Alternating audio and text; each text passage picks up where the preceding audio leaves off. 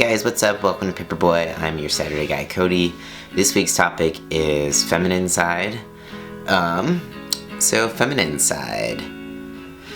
I was never really a feminine kid or a feminine person.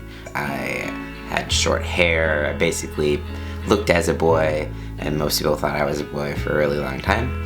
And then I continued to play sports growing up, and still was a super tomboy, and even out of until I graduated high school, and I still skateboarded.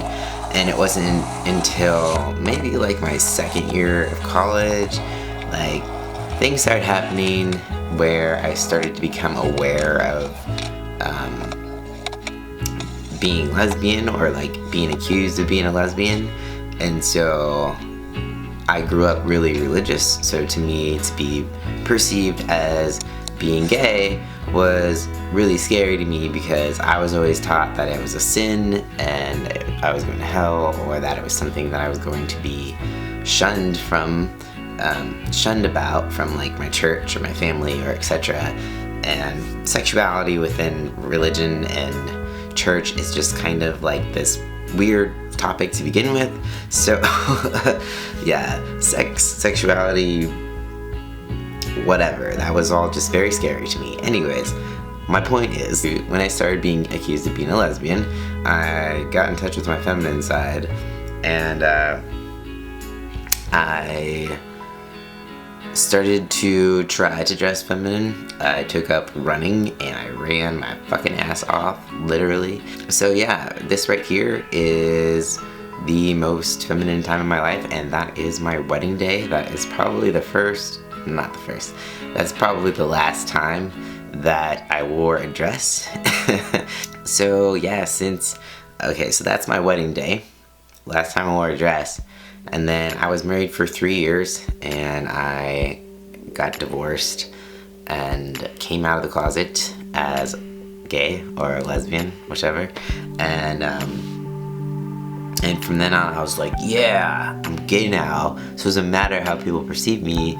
And I like completely just started dressing as male, expressing myself as male as much as I wanted to, because I was just like, I was already out. It didn't matter how people perceive me, you know, fuck that, who cares? And so I was like dressing how I wanted to. I started lifting weights, started doing CrossFit, and was like, yeah, I'm so strong. I'm like super butch lesbian. Like, I loved it. And so yeah, I was like super masculine, and I really wanted to portray that masculine side of me. And when I first started coming out as transgender, I think I found it more important that I presented more masculine, and really kind of cared about how I presented, or really cared how I came off. And so I always was kind of pretty hyper aware to body language and how I just was perceived by others. Like, I was afraid that people were going to tell me I wasn't trans, because if like I had certain feminine features or gestures, or you know, anything that came off as not being trans enough. So that was kind of terrifying. But since starting T and transitioning, like, I don't really care. I mean, some people might perceive me as gay if I talk a certain way or use my hands a certain way. Yeah, so that's kind of like my feminine side. I don't care now. I'm still not a fan of like pink. I wear a lot of dark colors to begin with. It's just what I am used to. It's what I like. Someone told me that because I'm a Capricorn, that apparently it's like the sign's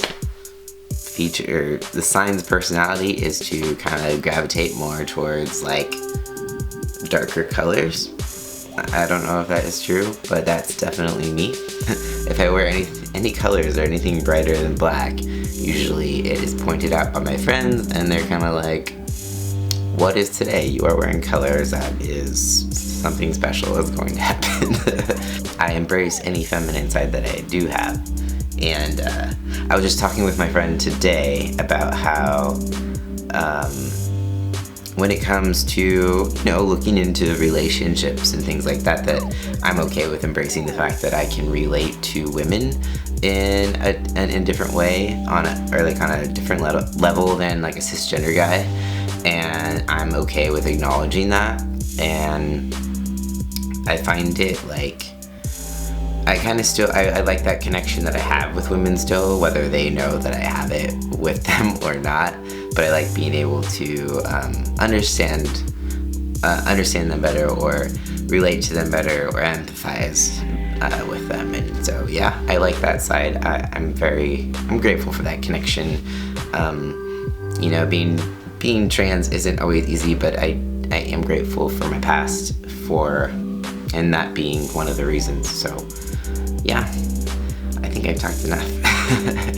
Anyways, guys, that is it. Peace out, and I will see you next week.